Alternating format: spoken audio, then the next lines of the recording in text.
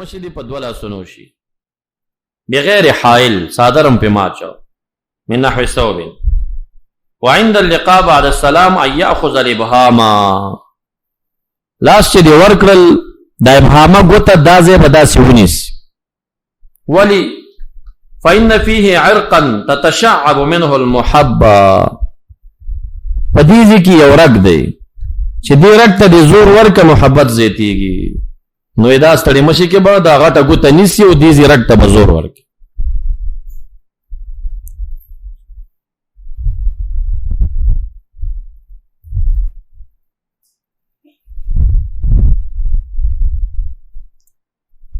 د امام ابو حنیفه رحمت الله علیه نه اقوال د کراهت په تقبیل کې منقول شوی دي هغه ټول حمل دی په شهواتو باندې صدیبا به کړي د اکرام د پاره پاغې نه دی حمل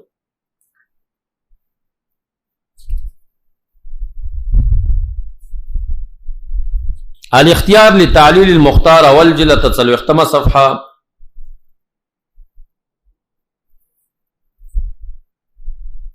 لا باس بالمصافحه ولا باس بتقبيل يد العالم والسلطان العادل باک نه کوي چې لاس د عالم یا د عادل خپل شي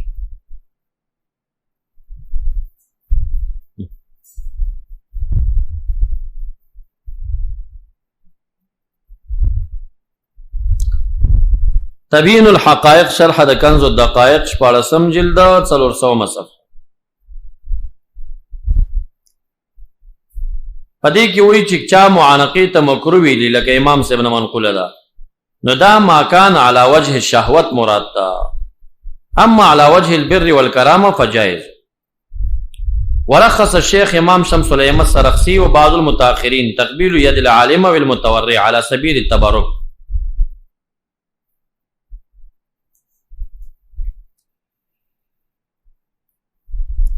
وقال سفيان الثوري تقبيل يد العالم يد السلطان العادل سنتنا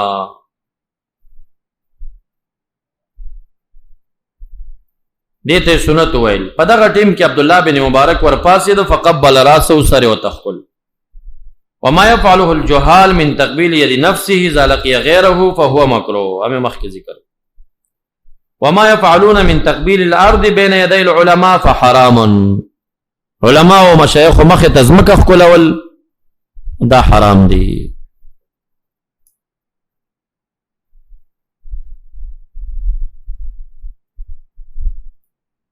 دارنګ عنایه شرح د هدایت سوال لسم جلد 201 صفحه تا معربه د جلدونه زیات وای مکروه دا معانقینا ما کان علی وجه الشهوه فإزار واحد کی قمیص نہیں پدا سے حال کے معانقہ ناروا شو اما على وجه البر والكرامه اذا كان على قميص او جب فلا باس به وعن سفيان تقبيل يد العالم سنه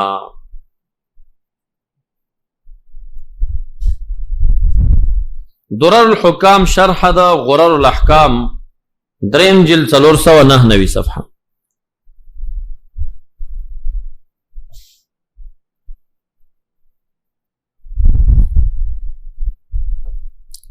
رخص امام سرخسی و بعض متاخرین تقبیل ید العالم المتورع على سبیل التبرک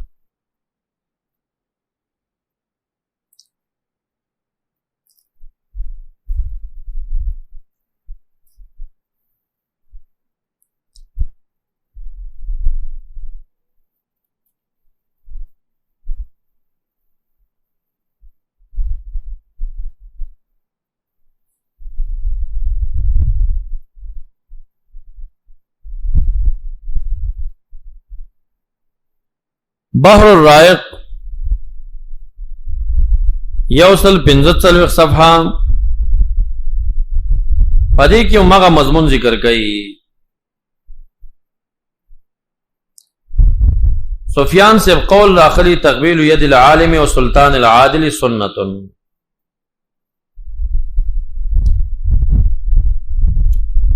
مجمع الانهر شرح د ملتقى الابحر تمجل یوصل 50 صفحه دا عبارتم نما سبق پشان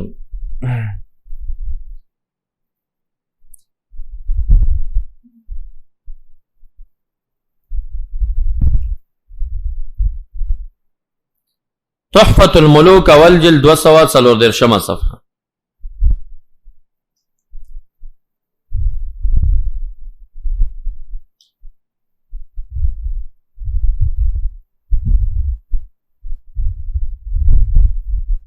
يكره تقبيل الرجل فم الرجل ومعانقته ولا باس بالمصافحة. قيل لا باس بهما أيضا إذا قصد المبرة والإكرام، ولا باس بتقبيل يد العالم والسلطان العادل. دیزی پوری دا احناف فقهاو. فقه مالکی شرح مختصر خلیل 5 جلد 418 صفحه. بقي عليه تقبيل الميت، د مړي ښکلول څنګه دي؟ دی وی هو جائز قد فعل ابو بکر بالنبي صلی الله علیه وسلم والنبي صلی الله علیه وسلم بعثمان ابن مزعون. مخکې مونږ روایت تیر. فواکه دوانی على رسالة ابن ابي زيد القيرواني اتم جلد 300 صفحه.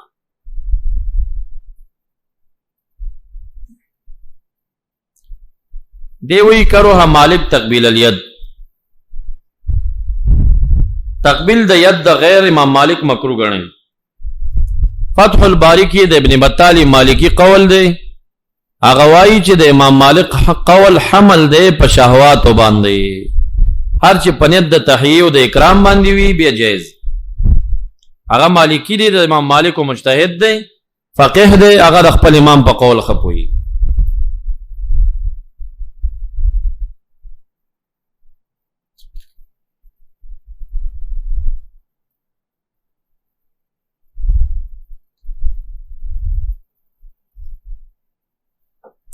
حاشیہ العدوی على شرح کفایت الطالب الربانی اتم جلد 200 صفحه.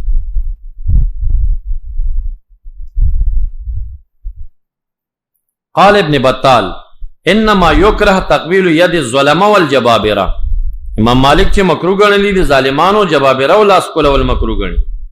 اما يد الاب والرجل الصالح ومن ترجى برکته فجائز. د پلار د رجل صالح او هر هغه څوک چې داغه د برکت امید کیږي جایز دي. دریم فقه شافعی.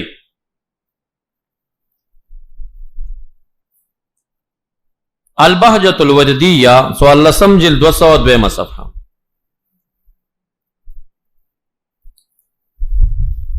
مسئلہ یسن تقبیل ید العالم والصالح والشریف والزاہد. د عالم صالح شریف او د زاهد لاس کولول مسنون دي، کما فعلته الصحابه مع رسول الله صلی الله علیه وسلم. صحابه او د نبی اسلام سره دا عمل کړي. ويكره ذلك لغني ونحوه. مالدار طبيعه مکروه دي. ويستحب القيام لاهل الفضل اکراما. خلق چراشی مجلس ته قیام مستحب دي، لا رياء واعظاما تفخيما. اب جائز نشو. روضة الطالبین دویم جلد 450 صفحه.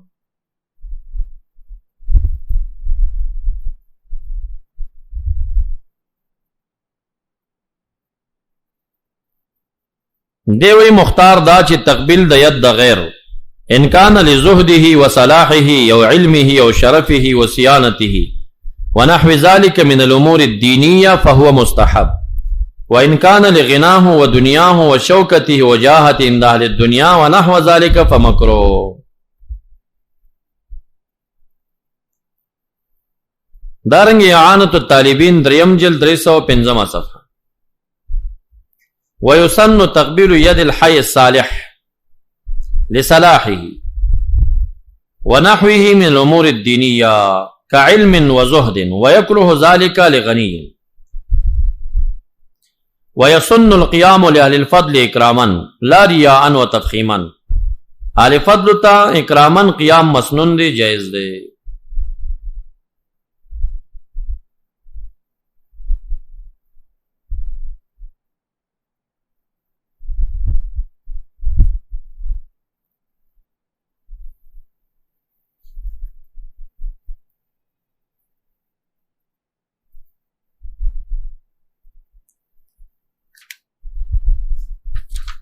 حواشی شیروانی وم جلد 208 صفحه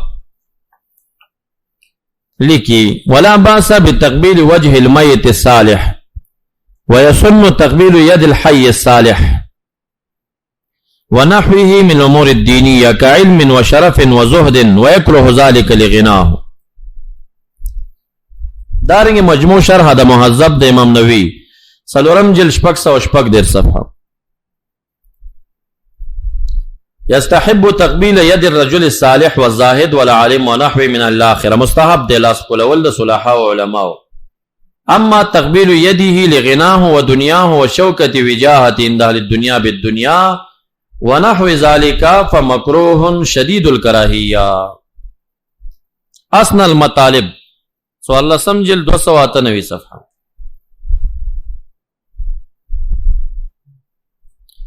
پدې کې لیکي قد تقرر انه يسن تقبيل يد الصالح بل ورجله.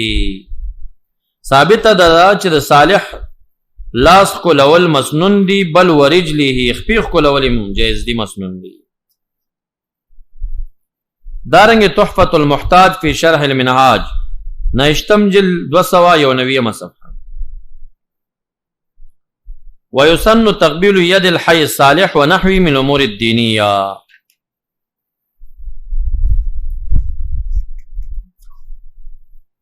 شوافی و حوالی زیادی دی. فقه حنبلی الاقناع دویم جل 1 صفحه. ويسن تقبيل يد الحي الصالح لصلاحه من الأمور الدينية. جائز و مسنون دی د خسړي لاس کولول د امور دینی او د وجنا کا علم و زهد ويكره ذلك لغني ونحو من الامور الدنيويه كشوكا ووجاها.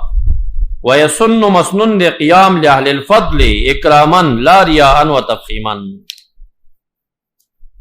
د کویت موسوعه الفقهيه الكويتيه من وزاره الاوقاف والشؤون الاسلاميه بالكويت دا ویو فتوا دا کویتم مشهور وابیان دی خدوی نه خدي. دویم جلد 4648 صفحه ده. پای کې لیکي يجوز تقبيل يد العالم الورع والسلطان العادل. جائز دی د عالم ورع تقبيل د يد او د سلطان عادل.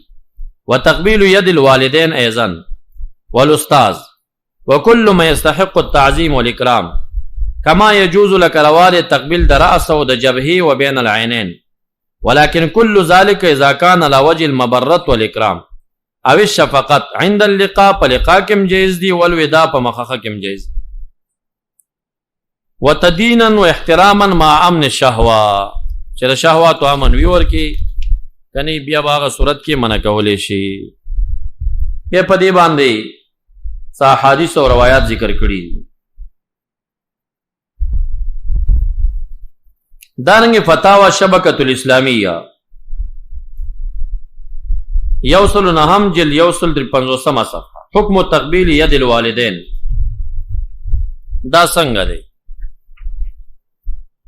رقم د فتوا دی دلتلو اغزرا وسوش پیتم. عنوان د فتوا حکم تقبیل ید الوالدین. تاریخ د فتوی دی شپږم د ذوالحجې 1430. سوال تقبيل يد الأب والأم هل هو من السنة؟ الفتوى. الحمد لله والصلاة والسلام على رسول الله وعلى آله وصحبه ما بعد. فقد سبقت الإجابة على حكم تقبيل اليد على العموم في الفتوى رقم 15,286 رقم کې موږ دا فتوا ذکر کړی ده. أما بخصوص الوالدين فقد قال صاحب تبين الحقائق عند قول الزيلعي تقبيل يد العالم ويد السلطان العادل سنة. قلت كذلك يجوز تقبيل يد الوالدين.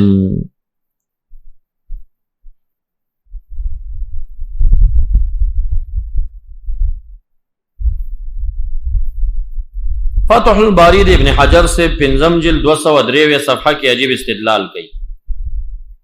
استنبط بعضهم من مشروعیت تقبیل الارکان جواز التقبیل کل ما يستحق التعظیم من آدمین وغیره.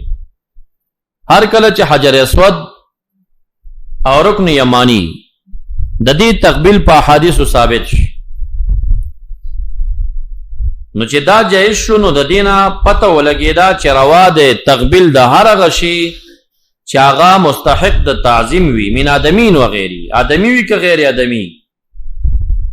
فاما تقبیل ید الادمی فیاتی فی کتاب الادب حواله ورکي. اما غیره فنقل امام احمد نه تپوسش انه سئل عن تقبیل منبر النبی صلی الله علیه وسلم وتقبیل قبره. چا د امام احمد نه تپوسو کو چې د مدینه منوره کې د نبی علیہ السلام منبر خولول او یا د رسول الله مبارک روضه خولول دا څنګه دي؟ فلم يربي باسا نو اذا باک نه کوي. واستبعد بعض اتباعي صحه ذلك. دا بعضو تابعدارانو نسبت د قول امام احمد ته بعید ګڼل دي. بعض تابعدارانو کې ابن تیمیہ ابن قیم ته اشاره ده. هغه د فروع کې د مقلدین دي او د سرای تشرک وي. نو هغه دا ډیره بعیده ګڼل د امام احمد نه چا څنګه د خبره کوي. ونقل عن ابن ابي السيف اليماني احد علماء مكه من الشافعيه جواز تقبيل المصحف واجزاء الحديث وقبور الصالحين. هغوی دا فتور کړي د شوافعونه چې قران کریم خولول دا حدیثو کتابونه خولول او قبرونه د صالحونو خولول باک نه لري. بهرحال د قبر خولولو متعلق د نبی اسلام روضه او منبر خصوصیات لري. دا غي عام بعضی فقها مکروه غني بعضی لا باس غني. نو دا به په حق د عوامو کې فتوا نه ورکوي او نه به عوامو ته داوای چې قبر خولول جایز دي. استفتاء وشي په دې شین نزان ساته ولی صدباب پکار دی. عوام اسنه چې دا کار او دا خپل کې او دا غي سره بیماری خشي بیا دا مؤثر حقيقي غني بیا ذات الله ته نه یاد اوزي دا د کرامت نه غني اسی د مؤثر حقيقي غني بیا. او که یو عالم سره چې هغه قبر او ما فی القبر بلولی شي او هغه تاثیر د خالق حقیقتا د مؤثر مجازین بلولی شي که هغه به تقبیل د قبر کوي نو څه شرک نه دی. شیخ حسن جان سم نه بار بار دا خبره طالبان اوریدلی او په کیسټو کې موجوده ده چې زه کله بخارا کې د امام بخاری قبر ته لاړم ما شناخت خپل کړي نو دا قبر خپلول دي کنه. او شیخ حسن جان سے بار اکثر تقاریرو کې دا خبره کوله ما د امام بخاری شناخت خپل کړي. چې د امام بخاری شناخت د محبت نه خپلې نو د نبی اکرم صلی الله علیه وسلم روضه څنګه ناجایز شوه د صحابي دی بل ولی څنګه ناجایز شوه. خدای عالمو نو عالم مؤثر حقيقي د مجازینه بلولی شي دا پنیت د محبت او د اظهار محبت سره شوی نو بیا دغه فتوا د شوافع او د باره کې چې قبور د صالحینو لا باس به دي تقبیل داغي. زمونږ په سیل حدیث ازمون کې سټ یوري کنه یو چاره ته حکایت کوي زلاړم بشوري سره مې سکار وی چی مان دی وته چې تاره پار سره چی حواله کوم وی چې مې وکتل ته کیسټ پرتی وی چې مې راواخست وستانو نمبر باندې نکل شوی نظم کیسټ دوی موري نو به چاته ویلو چې زبر د شرک ته ثابت کما بل یو وهابي ویلو چې د لوی مشرک ناغو تیر څه دلیل دی چې د لوی مشرک دی. مشرک ذکر دی چې د قبر خولول جایز غني. لکه ما د ابن حجر اسقلانی د فتح الباری عبارت نقل کړی دی نو که زه په دې خبره مشرک کېږم ابن حجر اسقلانی به څنګه دی هغه او هغه د شوافع او فتوا په دې باندې نقلوي او امام احمد رحمت الله علیه لفظ د لا باس ویل دی هغه به څنګه دی. دا ټوله مخکې دا فتوا لاړه کنه او موږ بیا تحقیق کوو. عوام چې موږ ته کلم ټلیفون کوي چې قبر خولول څنګه دی موږ منع کوو. تاسو ما عوام ته اجازه مور کوي چې قبر خول کوي ځکه شاغي به دې کې مخ کې زی پسې غلو افراطات کوي بیا ته نه د دین یو مسله جوړه کی. پنجاب ته چلاړ شي داتا سے وغیرہ رحمهم الله غي قبر ته لاړ شي روزي ته بس دا پنجابیان واړه ماشومان وروړي او دا سیدا تندې وزل په ور ټیټ کې اپی کی دی وی پسې ور خل کی پیر اوچت کی اما شوم چې غټ شي هغه پندا تندې کې خودو په قبر او قبر خلولو کې راغټ شي شراغټ شي هغه تر اخره پورې بیا د سی وی چې ګینه دانو په آداب د زیارت کې یو ضروری خبره ده چې زیارت ترازینو تندې بم دی او خلې بم دا ګینه ضروری کار ده ځکه هغه ته مور د پلار د ماشوم توب نم دا ور خودلی کن نو داسې یو عامه فتوا د یو جزئی فتوی د یو خاص شخص د عمل نه جوړول چې هغه نه به بلوه جوړ شي او هغه نه به مؤثرات حقيقي نسبتونه ورته کیږي او خطر د شرکیات او پکې راځي، نو سدباب پکار وي. عمر فاروق رضی الله عنه دا غونی استل د سدباب د پاره کړیو چې دای نه رستو غلات زیادت شروع نه کی. سدباب علماء ته پکار، چا چې جواز فتوا کړي په حق د خواصو کې، چا چې مکروه ویلي په حق د عوامو کې، عوامو ته دې فتوا ورنکړي شي. دارنګ تحفة الاحوزی ومجل 19 صفحه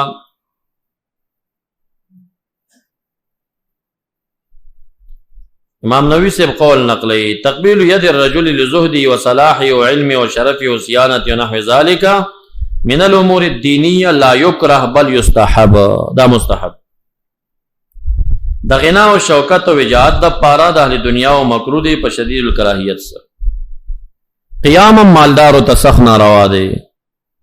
ما یو روایت داسې کتلی و چې کم سړی یو مالدار سړی ته پاسیږي د طمع دنیوي د پارا د ایمان چې درې سی شي دوی سی ایمان ته نه لاړه یوې سپاتې شو که مالدار ته چا قیامو او دې چې دریم ځل پاسیږي نو هغه یوې سی ایمان درې سی کنو دوته بیا لاړو چې بیا دریم ځل پاسیږي هغه لږ چې پاتې د ایمان پکې هغه درې سی کنو دوته بیا لاړو. او چې سړی افن الذي لا يخرج من المسجد الا بضرب الكوتك وإذا خرج فيهرول في السكك فيقول يا ترورك يا مورك إنهم قد ضربوني بالستك. آغا جی آغا فن آغا بلکار نئی اجی سے بکور کی تبی نیولی یانا پسر بے دردی اجی سے اپنا بکور کی بی بیم لانے خبرہ افن تا بدلتا القاوشی ورو پرسی کی سر تیر اجی سے محترم مانزکی دا طبیعت دیر ملالو کا نا ما چی در تکتل دیر بے سروی ماجی سے بیا کور تورشی بیا تپوسونه بیا پختنی د بیمار پرسی خو جایز کار دی خو کاش کې غربا مساکینو ته هم تلای کنه دا جی سیبانو مالدارانو ته زی ما دلته د ختمونو تتلله مسبن کړي ار یو کس د سړی رسیدګی نشي کولای دوی د دین یو کار جوړ کی په مولا صاحب باندې چې بس مولا صاحب خو بس دلته دی ما ته ختم تم راضی نشي تا ته درځم ستا په ختم کې تا لپاره تلاوت کوم ځان ته ولې نه کوم ځانته ولنه کوم چې تا تعالی تلاوت کوم جایز کار دی خو دوی د دین یو مزدوری جوړ کړه علما د سکړل چې دا علما بس زمون مزدوران دي مونږ ته په سورته یاسین وای نو زبل کل یو ختم تم نظم څوک راشي بس طالبان ور سره لګم دسه مزدور خو نه هم دی چې کله می تلاوت ته شوق کیږي خپل به کم ځان سره کوي بعض نیم منډیوالان دی را تډیر ټینګ وی روټایم پکې د لار شزوم چې روټي د وس خود سره نه درځم ځکه چې زه تلاوت ستا د روټۍ د پاره کوم د خدای د رضا لپاره ولې نه کوم ا روټۍ ما ته راوړه ما طالبان تلاوت وکي پاغي روټۍ وخوري او زه دلته خسته روټۍ وخورم بغیر د تلاوت نه ا تلاوت باندې روټۍ خوړل که هدیه شي خو جایز او کنيت د دې صاحب پکې خرابي نو بیا خو خطر لري کنه او ما ته چې کوم راوړي تلاوت نه ورته نه کړي بغیر د شکر پاک شي روا شي راته نو دا امامتونه کوي خو خونی مکوي د دین دشمنی زما په فکر باندې ما چې څومره تجربه ده کنه نو دا علما چې سپکړل د تبلیغي امیرانو سپکړل چې د علم نه لري او داوی غټي لري او د خنانو سپکړل او یو دریم جماعت د مقررین او قصاص دا غړنګ والا مقررین نه دي د علما سپکاوي بخکندي وکړي دیتا چې ډاګي شیخ سے بیان تکینی او بیا یو غړانګ والا کینی ناغامیان وای چې مولا خو دغه مولا دی هغه غریب پس پوي اسی په قلاره لګیایس نو ته غټ شیخ الحدیث د غړانګ والا ښکار نو دی د علماء ډېر سپکاوي او بل دی تبلیغي حضرات بل خنان دا خنان علم نه کړي نه نوځي په جمعات باندې به طالبم جمعات کې نه پریدي ځان سره او د علماء هغه قبضه دیونی سی پلاس کې کن امامت کوي خدا سے امامت چې خپل مر څنګه زندگی پکې رااله او چې تاسو نرستو امام تلاره جوړي او که تاسو د افنش په تیری کړو بل په سم سره راغی بس دا خیر نشته دی جمعات هغه پکې بش په نشي تیرو دا مسله د تقبیل وا چې ما کم د مختلفو کتابونو حوالو سره او د نصوص سره ذکر کړه او مجموعه د ټول امدار چې دا امر جایز دی د چا زړه منی ودی کی چې نه امر لازم نه دی چې خامخا دې تقبیل وشي او یادا چې چا تقبیل ونه که هغه نه سړی خفه شي چې ولې دې ونه که دا هم صحیح نه ده. بعضې وخت داسې وي چې یو کس هغه تقبیل نه کول په نیت د کبر باندې کوي او یا تقبیل نه کول یو علامه د شاتیانو ګرځېږي، هغه مجلس د دوی نه دی چې راشي ته به پوهېږي چې دا سړی نورم ګډوډ. هغه جدا خبره ده چې بعضې کار د غلطو خلکو علامه شي بیا د هغې خلکو خلاف پکار دی. زمونږ د باړې حضرت صاحب شیخ مولانا محمد هاشم سمنګانی رحمت الله علیه زمونږ شیخ به ویل چې د تقبیل الید سرسخته مخالف و. یو مرید به یې د لاس ښکلولو ته نه پرېښود چې چا به ښکل کوی ده به ویل وی دومره زور راکوي لکه زما لاس کې چې څوک ستنې منډي، دومره زور راکوي. وی بیا په قندوز کې د اشاعتیان را پیدا شو. هغه وخت دا غلام الله رحمتي د اشاعتي وخت کې انقلاب نه مخکې زمونږ شیخ صاحب دوی سره مناظره ټاکلې وه او دا بیا راوتښتېده پاکستان ته ترې راغې مناظرې نه راپټ شوی. بیا هغه وخت کې ظاهر شاه او دا حکومتونه د وهابیانو سخت مخالف وو. هغوی بیا دا سرکاري فیصله دا کړې وه چې غلام الله رحمتي به په افغانستان بندي، دا د مناظرې نه تښتېدلی. دا بیا راغی پاکستان ته او دلته څه درسونه یې نور چا سره وویل، بیا د حدیثو ته واوښته. اوس نه لوی شیخ د دوی جوړ دی، اصلا د قندهار دی، ناقلونو کې تللی قندوز ته غلام الله رحمتي په نوم. ما ته چا وی دا په وهابیانو کې تعصب نه لري، دا ډېر معتدل دی. بیا مې یو کیسټ د را پیدا کړه، د بشوري په مسجد کې تقریر کړی دی. نو تقریر خلاصه یې څه ده؟ وی دي مقلدینو احنافونه زړې ښځې په ایمان کې قوي دي او د دې مقلدینو نه سپین ښه دي. دا د الفاظو د احنافونه په عقیده کې وایي سپین ښه دي. وی زړې ښځې ځکه تښې دي چې څوک ورته ووایي چې ستا خو بچی نشته نو سیدي نشته خدای درته خیر پیښ کړي. وی دا زړه ښځه ورته وایي هېڅ باک نه کوي خدای مې په سر ولاړ دی. وی د هغې هم د عقیده ده چې خدای بره دی او مقلدینو یې دا نه مني. نو د دوی نه وایي ښځه هم ښه شو او وایي د دوی نه سپین ښه دي. وی دا سپی چې کله بولي کوي څوک یې په کاڼې باندې وولي وی دا سپی بره خوله ونیسي چغې شروع کړي. وی سپی په دې پوهېږي چې خالق بره دی خو مقلد حنفي پرې نه پوهېږي. جهاد ثابتوي که نو ما یې دا لا د دې معتدل وابي دی چې احناف یې د سپو نه بتر کړل، دا هغه معتدل وابي دي.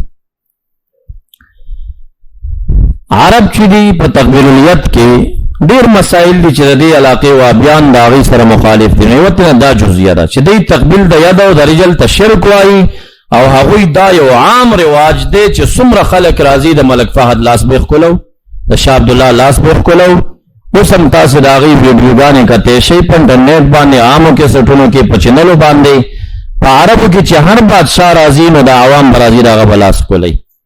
د حرمینو چې کم امامان دي دوی چې باقاعده مونځ ته راځي په دې لاره څومره خلک ورته ولاړ یې تقبیل د ید کوي، هېڅ مخالفت نه کوي، ناجایز ورته نه وایي. نو هغوی په دې جزیه کې د جواز فیصله ده. شبکه اسلامي حواله مې درکړه، دا فقهیة الکویتیه حواله مې درکړه، د هغوی فیصله سرکاري فتوا د وزارت د خوا د اوقافو نه چې فتوا جاري ده په دې باندې ده چې دا تقبیل جایز دی. نو دا وهابیان په دې جزیه کې د هغوی مخالف دي. درود شریف ولولئ. اللهم صل علی سیدنا مولانا محمد وآله وبارک وسلم علیه.